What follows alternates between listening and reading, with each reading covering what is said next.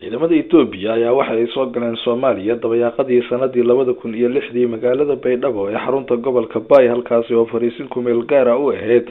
dowladii madaxweyne Cabdullaahi Yuusuf Axmed si ay u ilaaliyaan ammaanka dowladda ku meel gaarka ee Soomaaliya oo baqdin xoogan ka qabtay golihii maxkamadaha Islaamka oo xilligaasi gacanta ku hayay inta badan gobolada koonfurta Soomaaliya.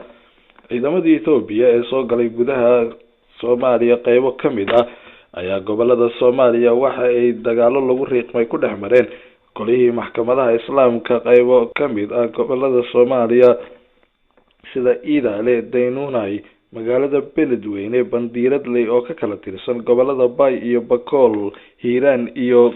Mudug. dagaaladani oo soconayay toddobaad ayaa waxaa lagu jabiyay maxkamadihii Islaamka taa oo u sahashay ciidamada Itoobiya iyo kuwa dowladda ku meel gaarka inay u soo dhaqaaqaan magaalada Muqdisho oo ahayd fariisinkii ugu weynaa ee maxkamadaha. hogaankii ugu sareeyay maxkamadaha ee xilligaasi ayaa ku dhawaaqay inay bedeleen xeelada dagaalka hubkan ay ku wareejiyeen beelihii ay hore uga qaadeen. soo gelitaankii ciidamada Itoobiya dowladii madaxweyne Yuusuf ee magaalada Muqdisho ayaa waxa lagu soo dhaweeyay weeraro ku dhifo oo ka dhaqaaq ah oo ay kala kulmeen xaafadaha qaar ee magaalada Muqdisho kooxihii muqaawamada ahaa,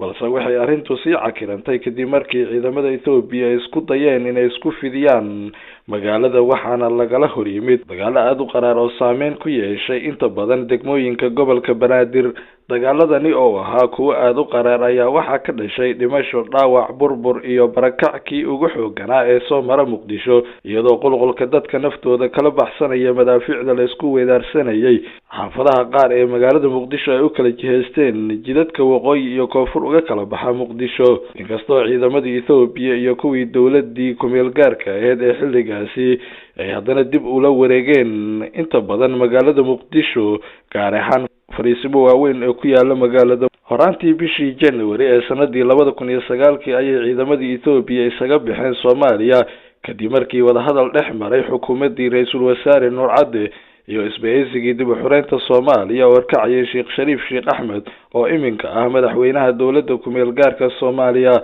isku soo wada duubo ciidamada Itoobiya ayaa mar kale dib ugu soo laabtay gobolada bartamaha Soomaaliya, inkastoo afayeen u hadla ciidamada wadanka Itoobiya uu dafiray in ciidamadoodu soo galeen gudaha wadanka Soomaaliya, walow dad goobjoogayaal ah oo ku sugan gobolada dhexe iyo Hiiraan ay xaqiijinayaan in cutubyo ka tirsan ciidamada Itoobiya ay soo galeen deegaano ka tirsan bartamaha Soomaaliya. 25 November kulan ay isugu yimaadeen magaalada Addis Ababa madaxda urur goboleedka IGAD ayaa waxay ka codsadeen dowladda wadanka Itoobiya inay u soo dirto cutubyo ka tirsan ciidamadeeda gudaha wadanka Soomaaliya si ay uga qayb noqdaan dagaalada looga soo horjeedo xarakada Al-Shabaab ee ka soconaya iminka